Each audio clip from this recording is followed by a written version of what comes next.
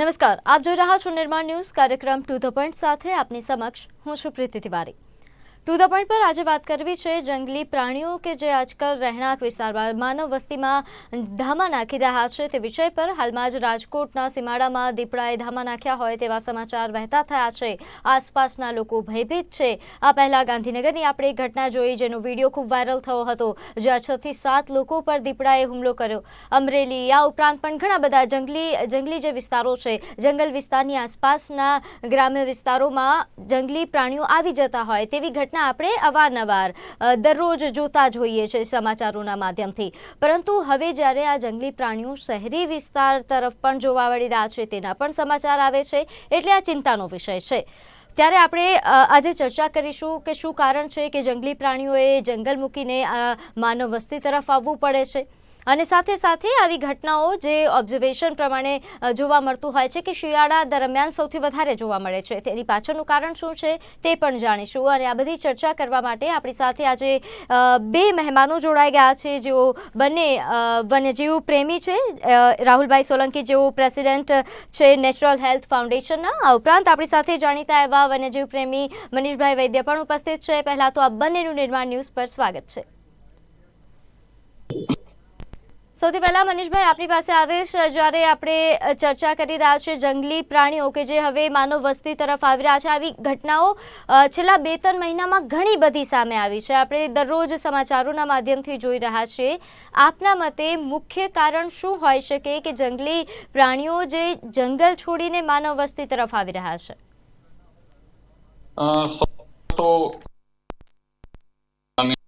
વધારે કે બહુ કારણ કે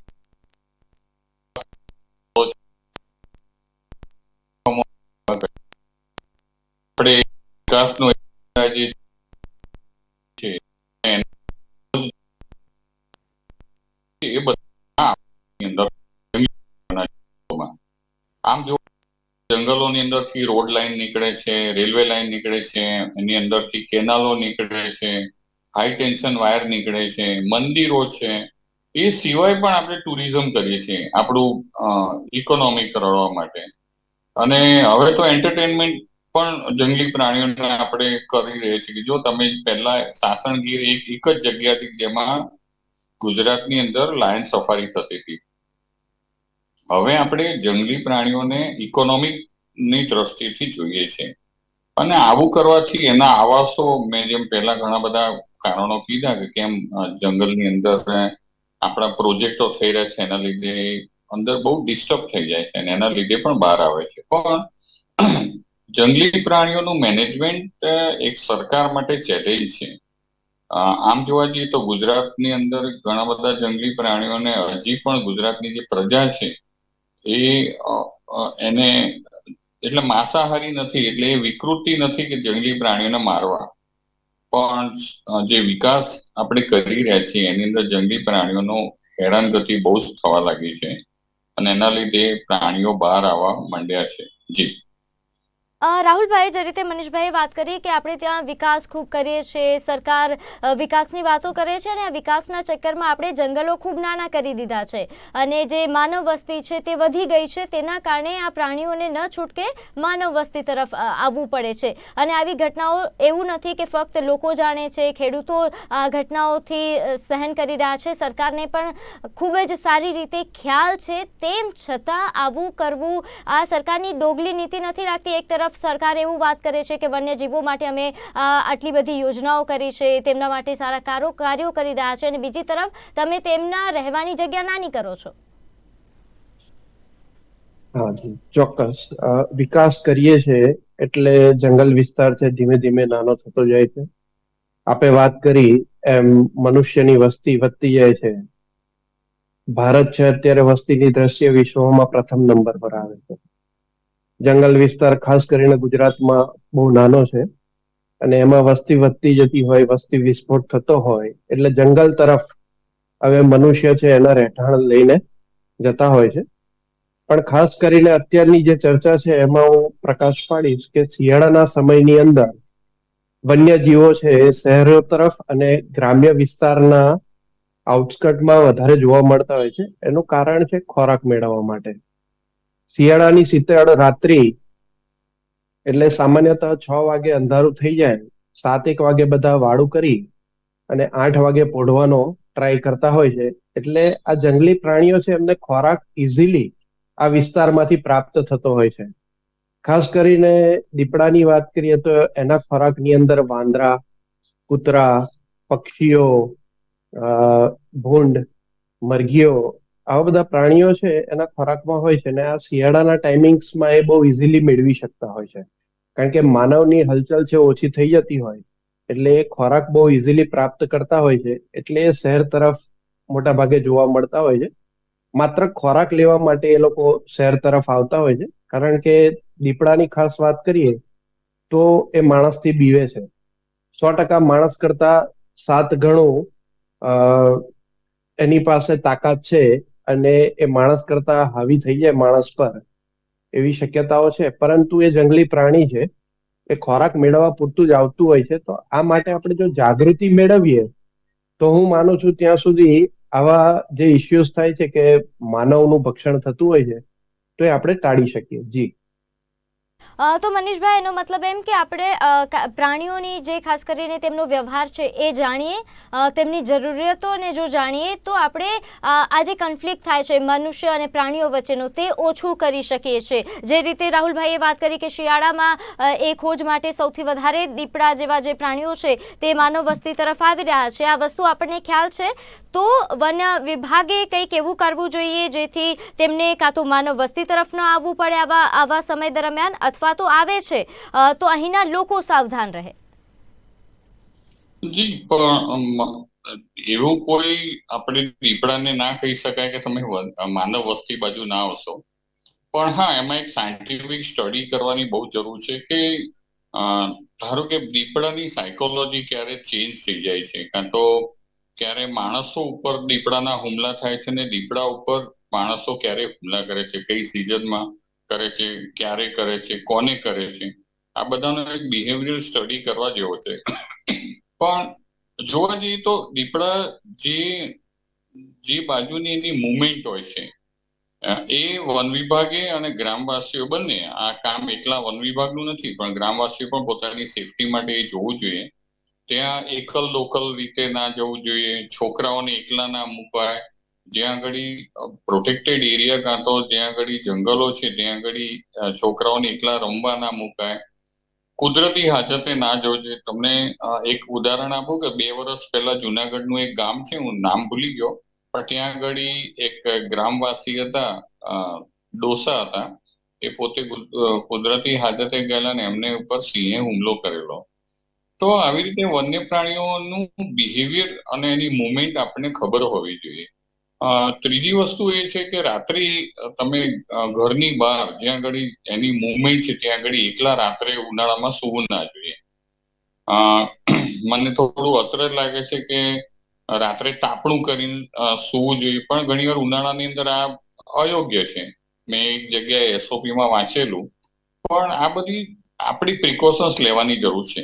વન્ય પ્રાણીઓએ આપણી પ્રિકોશન્સ નથી લેવાની, પણ માણસે જો બચવું હોય તો માણસે પહેલા એનું બિહેવિયર અને એની મુવમેન્ટ જોઈને આપણું પ્રિકોશન્સ લેવું જોઈએ, તો જ આપણે બચી શકું. જે માણસોના અને વન્ય પ્રાણીઓના જે કોન્ફ્લિક્ટ થાય છે એ માણસોની ભૂલના કારણે થાય છે. કારણ કે મેં પહેલા જ કીધું કે માણસ એટલો બધો એના આવાસને ડિસ્ટ્રેક્શન કરી નાખ્યું તો આખરે એ બહાર જવાના જ છે. અને બીજું, દીપડાને આમ તમે જોવા દો તો એ શાય કેટ છે. શાય એટલે એ માણસથી દૂર પણ નથી જતી, એ માણસની નજીક રહેવા ટેવાયેલી છે, પણ થોડું અંતર રાખે છે. પણ એની મુવમેન્ટ એ ત્યારે વધારે થાય છે કે જ્યારે આપણે શાંત થઈ છે, માનવ વસાહત જ્યારે શાંત થાય છે તો એની મુવમેન્ટ થાય છે. અને આના કારણે માણસોના અને જંગલી પ્રાણીઓ છે એના કોન્ફ્લિક્ટ વધતા જાય છે. એટલે માણસે પહેલા તો પ્રિકોશન્સ રાખવાની જરૂર છે.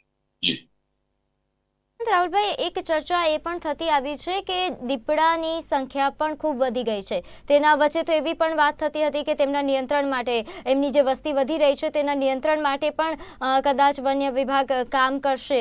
શું આ યોગ્ય છે કે તેમની વસ્તી આપણે કંટ્રોલ કરવાની જગ્યાએ તેમની રહેવાની જગ્યાઓમાં વધારો કરીએ, અથવા તો એવું કંઈક કરીએ કે જેથી તેમની જે જંગલ વિસ્તારની જગ્યા છે ફિક્સ હોય, ત્યાંથી આપણે કોઈ વાડ બનાવી દઈએ કે દિવાલ બનાવી દઈએ કે જેથી ત્યાંથી એ વન્ય માનવ વસ્તી તરફ ન આવી શકે? આવું કંઈ થઈ શકે ખરા? જી ચોક્કસપણે. આમાં તમે જે મુદ્દો કીધો એ પ્રમાણે આ બધી પ્રવૃત્તિ કરતા માણસે આ જંગલી જનાવરો સાથે કેવી રીતે જીવવું એની માહિતી પ્રાપ્ત કરી લેશે. મનીષભાઈ જેમ અગાઉ કીધું એમ, તો માણસ અને આ જંગલી જનાવરો વચ્ચે કોન્ફ્લિક્ટ ઓછા થશે. ચોક્કસપણે દીપડાની વસ્તી વધી છે આંકડા મુજબ, પરંતુ એ વર્ષોથી માણસોની વચ્ચે જ રહેલું જનાવર છે. ગામનો જે સીમ વિસ્તાર હોય ત્યાં રહે છે, જંગલ વિસ્તારમાં રહે છે. એટલે એ માણસ પર હુમલો ક્યારે કરે છે કે જ્યારે બહુ નજીક આવી જાય, કાં તો એના બાળ બચ્ચા જોડે હોય, કપ્સ જોડે હોય, ત્યારે એ હુમલો કરતો હોય છે. તે સિવાય હુમલો કરતું નથી. એ સિવાય બીજી ખાસ ધ્યાનમાં રાખવાની વસ્તુ એ છે કે અત્યારે તમે જુઓ છો કે દીપડાના જે હુમલા થઈ રહ્યા છે મોટાભાગે ખેત મજૂરો પર થાય છે, જે આઉટ ઓફ ગુજરાતથી આવતા હોય છે અને એ લોકો માંસાહારનું સેવન કરતા હોય છે. એટલે માંસ ખાતા હોય, એનો જે વેસ્ટ વધે છે ઘરની આસપાસ જ નાખતા હોય છે. એટલે દીપડો છે સામાન્યતઃ આ સૂંઘી અને ત્યાં આગળ આવી જતો હોય છે. ત્યાં કોઈ બાળક રમતું હોય અથવા તો નીચે કોઈ ખુલ્લામાં સૂતું હોય તો એના પર હુમલો થવાની શક્યતા બને છે. બાકી એ સિવાય દીપડો છે એ બને ત્યાં સુધી માનવ સાથે ઘર્ષણ કરવાનું ટાળે છે. એ ત્યાંથી સાઈડ પર જતો રહે છે અને માણસની ઉપર હુમલો કરતો નથી. પણ ક્યારેક એવી પરિસ્થિતિ બની જતી હોય છે કે જેમાં દીપડો છે એ ભયભીત થઈ અને માણસ પર હુમલો કરતો હોય છે. તો આ બધી બાબતો માટે મનુષ્યએ જાગૃત થવાની જરૂર છે. વન વિભાગ અને લોકલ એનજીઓની મદદ લઈ અને જ્યાં જ્યાં દીપડા દેખાય છે અથવા તો દીપડાની અવર જવર છે એવા વિસ્તારોમાં જાગૃતિ ફેલાવશું તો ચોક્કસપણે આ જે હ્યુમન અને વાઇલ્ડ એનિમલ્સના કોન્ફ્લિક્ટ થાય છે એ આપણે ટાળી શકીશું. બીજી ખાસ વાત કરું તો દીપડો છે એ જલ્દીથી માણસ પર હુમલો નહીં કરે. નાનું બાળક હશે કાં તો કોઈ લેડીઝ જતી હશે તો એના પર હુમલો કરે છે. કારણ કે આપણા જે પોશાક પહેરેલા હોય છે અને ખાસ કરીને શિયાળામાં એની મુવમેન્ટ વધે છે અને શિયાળામાં જ આ કોન્ફ્લિક્ટ વધારે થતા હોય છે. એનું રીઝન છે કે જયારે હેવી જેકેટ્સ પહેરેલા હોય તો અંધારામાં જયારે માણસ જતો હોય તો એને કોઈ જનાવર જતું હોય, નાનો પાડું ભેંસ કે એવું કંઈક, કાં તો બેઠેલા હશે કાં તો સૂતા હશે, તો એને એવું લાગે છે કે કંઈક જનાવર છે અને એના કારણે એટેક કરતા હોય છે. કાં તો પછી તમે બહુ નજીક દીપડાની જતા રહો છો ત્યારે એ તમારા પર એટેક કરે છે. તમે જો સેફ ડિસ્ટન્સ તમે જતા હો ને રસ્તામાં દીપડો આવી જાય તો એક સેફ ડિસ્ટન્સ મેન્ટેન કરશો. તમારી પાસે વ્હીકલ હોય તો એનો સાઉન્ડ કરશો, હોર્ન વગાડશો, કાં તો પછી બૂમો પાડશો તો એ દીપડો ત્યાંથી જગ્યા છોડી દેતો હોય છે. ખાસ કરીને ખેતર વિસ્તારમાં જયારે ખેડૂતોને મુશ્કેલી પડતી હોય છે તો આવા સમયની અંદર હું ચોક્કસપણે કહીશ કે ખેડૂતે ખેતરમાં જતા પહેલા ત્યાં કંઈક નાના ફટાકડા ફોડી શકે અથવા તો વાસણોના અવાજ કરી શકે, કાં તો પછી ટેપ વગાડશે તો આવા ઘોંઘાટથી એ જનાવર ત્યાંથી દૂર થઈ જશે. તો માનવ પર જે એટેક થઈ રહ્યા છે આપણે ચોક્કસપણે આ રીતે ઘટાડી શકીએ. વન વિભાગ છે એ કોઈ જનાવરને રોકી નહીં શકે. વન વિભાગની કામગીરી છે જનાવર બચાવવાની, અને માણસ અને જનાવર વચ્ચે જે કોન્ફ્લિક્ટ થઈ રહ્યા છે એને દૂર કરવાનું કામગીરી કરી શકે. તો ચોક્કસપણે સેવાભાવી સંસ્થાઓ અને વન વિભાગ જો આના માટે અવેરનેસ ફેલાવશે તો આપણને જે મુશ્કેલીઓ નડી રહી છે એ આપણે દૂર કરી શકીશું. જી મનીષભાઈ, આવા કોઈ કાર્યક્રમો પહેલા થયા છે ખરા કે અત્યારે થઈ રહ્યા છે ખરા કે જેમાં વન વિભાગ દ્વારા, જાણકાર લોકો દ્વારા જે મનુષ્ય વસ્તી જે જંગલની આસપાસ છે તેમને શીખવાડવામાં આવે કે જે પ્રાણીઓ આવી રહ્યા છે તેમનો વ્યવહાર આવો છે, જો કદાચ દેખાય છે તો આવી રીતે વર્તન કરવું જોઈએ? એકચ્યુઅલી પર્ટિક્યુલર દીપડાને લઈને નથી થતા આવા કાર્યક્રમો, કારણ કે ઘણી બધી વાઇલ્ડલાઇફની સ્પીસીસ અહીંયા જોવા મળે છે. પણ જેમ આપણે વિશ્વ સિંહ દિવસ ઉજવીએ છીએ અહીંયા આગળ, જેમાં ગયા વર્ષનો રેકોર્ડ છે કે 10,000 કે 50,000 લોકો, છોકરાઓને ભેગા કરીને એક અવેરનેસ પ્રોગ્રામ કરેલો. બીજું, અમે લોકોએ 2016ની અંદર એક મેન એનિમલ કોન્ફ્લિક્ટ સૌ પહેલી વાર ગુજરાતની અંદર એક વર્કશોપનું આયોજન કરેલું. અને એમાં અમે વન વિભાગને પણ ઇન્વાઇટ કરેલા, કારણ કે આ કામમાં જો વન વિભાગ હોય તો ઘણું બધું સાથે કામ થઈ શકે. અને આ સેમિનાર પછી અમે ઘણા બધા તજજ્ઞોને બોલાયેલા કે જે લોકો લેપર્ડનું રેસ્ક્યુ કરે છે, એનજીઓ તરફથી અને ફોરેસ્ટ ડિપાર્ટમેન્ટ તરફથી. અને આમની સાથે બેસીને અમે ઘણા બધા સૂચનો અને એમના અભિપ્રાયો લઈને એક એસઓપી બનાવેલી, જે એસઓપી અમે ફોરેસ્ટ ડિપાર્ટમેન્ટને સબમિટ કરી. મને ખબર નથી એસઓપી અત્યારે એનું ઇમ્પ્લિમેન્ટેશન ચાલે છે કે નહીં, પણ આવા બધા કાર્યક્રમો કરવા જોઈએ. પણ આની સાથે સાથે વન વિભાગના સ્ટાફ જે છે એને સારું પેટ્રોલિંગ અને રેસ્ક્યુની તાલીમ આપવી બહુ જરૂરી છે. એના ઇન્ફ્રાસ્ટ્રક્ચર ડેવલપ કરવા જોઈએ, રેસ્ક્યુ માટેના જે લેટેસ્ટ સાધનો છે, એની હોસ્પિટલ છે, આ બધા કરવું જોઈએ. આની સાથે સાથે ફક્ત દીપડા બચાવવાનું કામ જો એક વન વિભાગ ઉપર જ નહીં, પણ સાથે સાથે કોમ્યુનિટી બેઝ કન્ઝર્વેશનનો જે કોન્સેપ્ટ છે એની સાથે લોકોને જોડવા જોઈએ. જે પંચાયત છે એ લોકોને જોડવી જોઈએ, એની એક હેલ્પલાઇન કરી શકાય. જેમ રાહુલભાઈએ કીધું, જે ડમ્પિંગ સાઇટ્સ છે, કારણ કે અત્યારે તમે જોવા જાઓ તો ઘણા બધા જે પ્રોટેક્ટેડ એરિયા છે એની આજુબાજુ હોટલો થઈ રહી છે, અને એ હોટલો આરામથી નોનવેજ પીરસી રહી છે. તો આ બધાનું જે ડમ્પિંગ છે એ કદાચ હોટલની ડાયરેક્ટ પાસે નહીં નાખે, પણ એટલા આજુબાજુ ક્યાંક જો નાખશે તો પછી એની વાસથી વાઇલ્ડ લાઈફ આવી જતી હોય. આ એક બહુ મોટા જોખમો છે જે માણસો અને વન્ય પ્રાણીઓના કોન્ફ્લિક્ટ ઉભા કરે છે. મને એ યાદ આવે છે કે જે પ્રોટેક્ટેડ એરિયાની આજુબાજુ જે ખુલ્લા કુવાઓ છે એને પણ પેરાફિટ કરવી જોઈએ, કાં તો પછી એને એવી રીતે રાખવું જોઈએ કે જેમાંથી કોઈ વાઇલ્ડ લાઈફ પડે નહીં. એટલે આવા બધા સ્ટ્રીટ પ્લે છે, બાળકો સાથેના તમે કાર્યક્રમો કરી શકો. તો જે આવા કાર્યક્રમો કરશું તો એના લીધે આના જે ઇન્સિડન્ટ છે લેપર્ડના એટેકના, એ થોડા રિડ્યુસ થઈ શકે. પણ સૌથી અગત્યની વસ્તુ છે કે આપણે લેપર્ડને રોકી નહીં શકીએ. મને તાજુબ થાય છે કે સમાચાર આવ્યા કે રાજકોટની જોડે એક ગામની અંદર દીપડો દેખાયો. એ તો ત્યાં જ રહેવાનો ને, બીજે ક્યાં જવાનો? અંદર રાજકોટ સિટીમાં નથી આવવાનો, ગામની આજુબાજુ 100% દેખાશે. અને આ એવું છે કે આપણે દીપડાને ગમે ત્યાં દેખાય આપણે સહન નથી કરી શકતા, પણ ધારો કે કોઈ દીપડો જો આપણા લાલ દરવાજા સાઈડમાં કાં તો આશ્રમ રોડ ઉપર આવી જાય તો શું થાય? તો 5000 લોકો એને મારવા દોડી જાય, અને આપણે આરામથી એના ત્યાં ઇકોનોમિક રળવા માટે ટુરિઝમ ચલાવે છે. એટલે આજે તમે દોગલી નીતિની જે પહેલા વાત કરી એ આવી છે કે જે કન્ઝર્વેશન કરવું છે ખરું, પણ નામનું. એની માટે કોઈ પરફેક્ટ સાયન્ટિફિક રીતે એનો અપ્રોચ નથી લેવાતો, અને આપણે થોડુંક એને ઈઝી જવા દઈએ છીએ. જી. અને સાથે સાથે આપણે જે વાત કરી કે દીપડાઓને પણ નુકસાન થઈ રહ્યું છે, જે કૂવાની આપણે વાત કરી કે ઘણી જગ્યાઓ પર એવા અંડરગ્રાઉન્ડ જે કૂવા હોય છે તેમાં તો વારંવાર આપણે સમાચારમાં જોઈએ છીએ કે નાના દીપડાઓના કે કોઈ પણ જંગલી પ્રાણીઓના બચ્ચાઓ તેમાં ફસાઈ જાય છે, પછી રેસ્ક્યુ ઓપરેશન હાથ ધરવામાં આવે છે, ઘણીવાર તો એમના મૃત્યુ પણ થાય છે. એટલે ફક્ત જ્યારે આવા પ્રાણીઓ માનવ વસ્તી તરફ આવે છે ત્યારે માનવો પર એનો ખતરો છે એવું નથી, તેમના ઉપર પણ એટલો જ ખતરો રહેલો છે. એટલે આ વસ્તુને પણ આપણે ધ્યાનમાં રાખવી જોઈએ. હવે જાગૃતિની વાત આપણે શરૂ જ કરી છે રાહુલભાઈ, તો થોડું જાગૃતિ આપણે આ કાર્યક્રમના માધ્યમથી પણ ફેલાઈએ. આ સમય દરમિયાન જે રીતે આપણે વાત કરી કે શિયાળામાં દીપડાની અવરજવર વધી જાય છે, આ ઉપરાંત પણ કયા એવા પ્રાણીઓ છે કે જેમની અવરજવર, જંગલી પ્રાણીઓ કે જેમની અવરજવર આવા વિસ્તારોમાં વધી જતી હોય છે આવા સમયગાળા દરમિયાન, અને જો દેખાય છે તો મનુષ્યોએ શું કરવું જોઈએ, તેમનું બિહેવિયર શું છે, થોડી જાગૃતિ.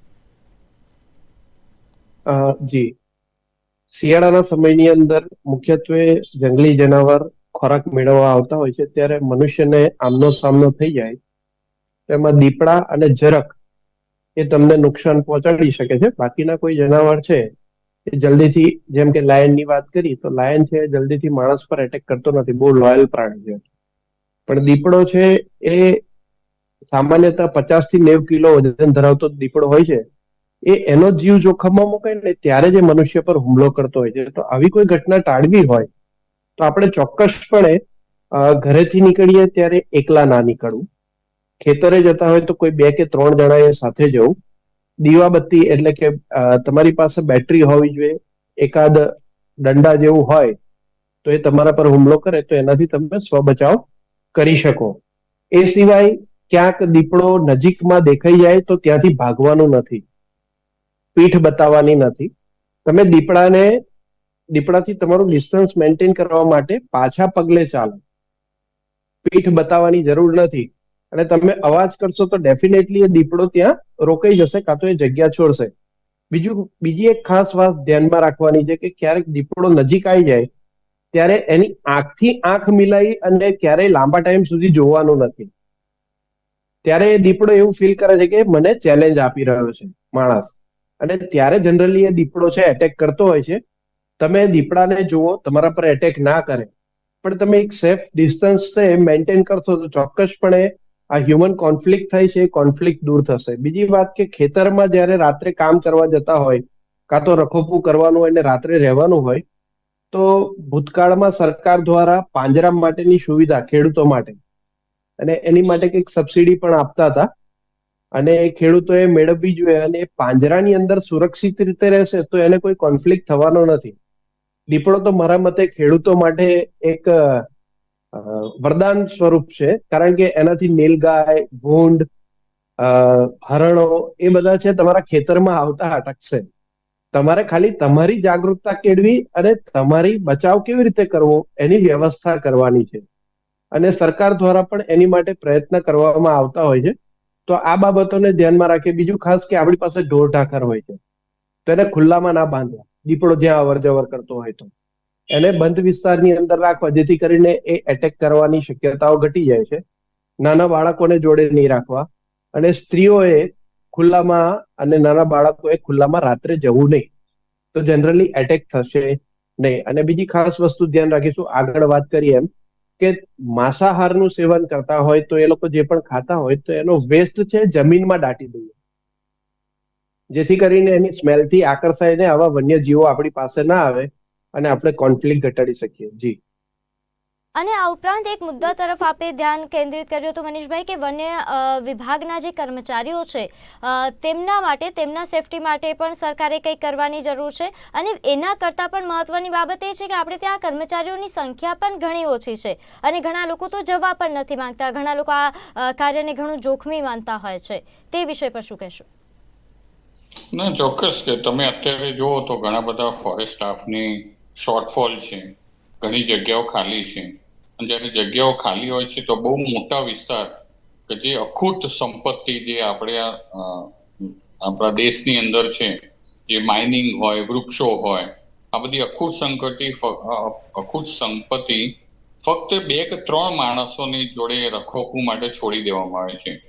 તો આપના માધ્યમથી એ પણ અપીલ થઈ શકે કે જો લોકો ઉપરથી જેમ જેમ સમય જશે એમ સ્ટાફ વધારવાની જરૂર છે, કારણ કે જે કુદરતી સંસાધનો છે એની ઉપર પ્રેશર વધતું જાય છે. જ્યારે અત્યારે સાવ ઊંધું થઈ રહ્યું છે. હું હમણાં એક સેન્ચુરીની અંદર ગયેલો, તો ત્યાં આગળ એટલા મોટા વિસ્તારની અંદર ફક્ત 2 જ એક RFO અને 2 જ ગાર્ડ હતા. તો મને તાજ્જુબ થયું કે કેમ આવું કરતા હશે. એટલે આ બધી પણ વસ્તુઓ બહુ મહત્વની છે. પણ સાથે સાથે આ પ્રશ્ને જે મને નથી પૂછી રહ્યાનો એક જવાબ આપી દઉં કે વચ્ચે આપણે ખ્યાલ હશે કે એક શેરની પિક્ચર આવેલું વિદ્યા બાલનનું, અને એમાં એક સ્ટોરી હતી અવની. આ એટલા માટે લિંક કરું છું દીપડાના આ ઇન્સિડન્ટ જોડે કે એ જે અવની હતી, મહારાષ્ટ્રની અંદર એક વાઘણ હતી જેને પ્રાઇવેટ શૂટરો દ્વારા શૂટ કરવામાં આવી, જે આખું જ શેરની પિક્ચરની અંદર બતાવ્યું છે. એ શેરની વારંવાર જેમ અત્યારે રાજકોટની અંદર દીપડો દેખાયો એમ ત્યાં આગળ દેખાતી હતી. અને હંમેશા કોન્ફ્લિક્ટ ત્યારે ઉભા થાય છે કે જ્યારે અચાનક માણસ એની જોડે જતો રહે, અથવા તો પછી માણસ એના એક ટેરિટરી હોય કે એની હદ હોય એની અંદર જશે તો એ ભયની મારી એટેક કરશે. તો એ શેરનીને એટલે અવનીને શૂટ કરેલી, અને જે શૂટ થયેલી એના પ્રાવધાન વન્ય પ્રાણી સંરક્ષણ ધારાની અંદર અમે લોકો પણ એની અંદર સરકારને રજૂઆત કરેલી કે હંમેશા વન્ય પ્રાણી સંરક્ષણ ધારાની સેક્શન 11 છે, એની અંદર કોઈ પણ પ્રાણી જ્યારે માણસ માટે જોખમરૂપ થઈ જાય, જોખમ હોતા નથી પણ આપણે માની લઈએ છીએ, આપણે દેખાય એટલે, જ્યારે જોખમરૂપ થાય ત્યારે કાં તો એના બે પ્રાવધાન છે, કાં તો એને ટ્રેન્ક્યુલાઇઝ કરીને બહાર બીજે રિલીઝ કરવામાં આવે, અથવા તો પછી જો ટ્રેન્ક્યુલાઇઝ ના થાય ને જો વધારે જોખમી હોય, કોઈ માણસોને ઉપર એટેક કરતો હોય તો માણસ મારી નાખ્યા હોય તો પછી એને શૂટ કરવો જોઈએ. આ શૂટ કરવા માટેની એનટીસી એટલે નેશનલ ટાઈગર કન્ઝર્વેશન ઓથોરિટીની ગાઈડલાઈન છે એ પ્રમાણે વર્તવું જોઈએ. પણ બહુ દુઃખની વાત છે કે ઘણી બધી રાજ્ય સરકારો આ છે એને ફોલોઅપ નથી કરતી સેક્શન 11 ને, અને એ શૂટ કરવાના આદેશો આપી દે છે. કારણ કે જો એને ટ્રેન્ક્યુલાઇઝ કરે તો એમના પોતાના ઓન મેનેજમેન્ટના ઘણા બધા પ્રશ્નો ઊભા થાય છે, એને રિહેબિલિટેશનના, એના રિલીઝના. તો આ બધા પ્રશ્નોના લીધે વન્ય પ્રાણી જે મૂંગું જીવ છે એને શૂટ કરવામાં આવે.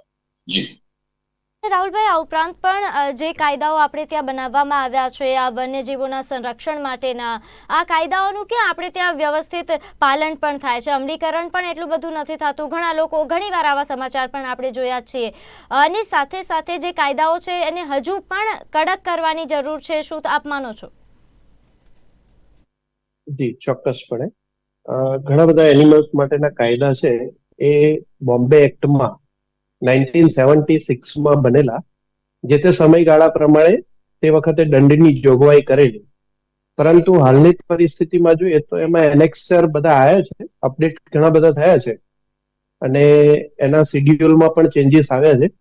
પરંતુ હજુ કાયદા જો મજબૂત કરવામાં આવશે તો ડેફિનેટલી માણસો દ્વારા જે આ વાઇલ્ડ લાઈફને રંજાડવામાં આવે છે ને એને આપણે ટાળી શકીશું.